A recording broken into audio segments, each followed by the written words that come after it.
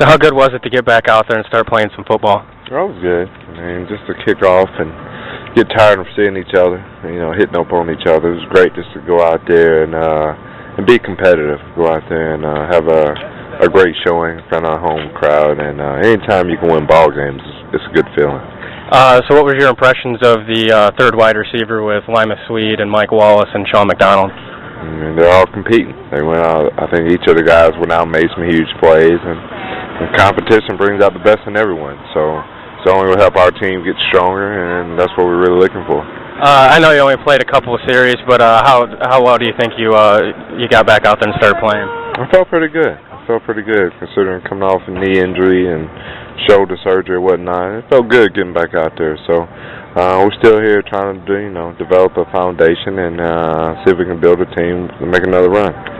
This offseason you signed a contract extension that's going to keep you with the Steelers. How does it feel for you to be a part of Steeler Nation your entire career? It's something, it's the modern day era, with the free agency and whatnot, that's probably unheard of. Okay. So anytime you can get a chance to start your career at one place and end your career at the same place, speaks volume about the organization, how they look at me, and for me it was great because I didn't want to put on another uniform.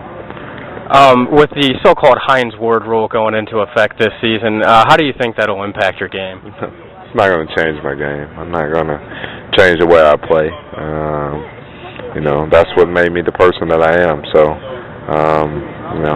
they implemented the rule, but it's not going to stop me from going out there and doing what I got to do to help this ball club win games. How does that make you feel that some of your peers around the league view you as a dirty player, even though you're technically just playing the game the right way? I don't care what people view me as anyway. Only my teammates and the coaching staff that I have, they respect me and they love the way I play the game. So anybody outside of my locker room and the coaching staff in this organization, I can care less what they say about me. How much with Coach Tomlin giving you Wednesdays off and days off throughout the regular season work week, how much do you think that'll impact your game, and do you think that'll extend your career for a few more years? Yeah, Coach Gruden, when Coach Tomlin was down in Tampa Bay, Coach Gruden did that to Joey Galloway, and so he was kind of like, I see you as being a Joey Galloway type. I want to keep you fresh.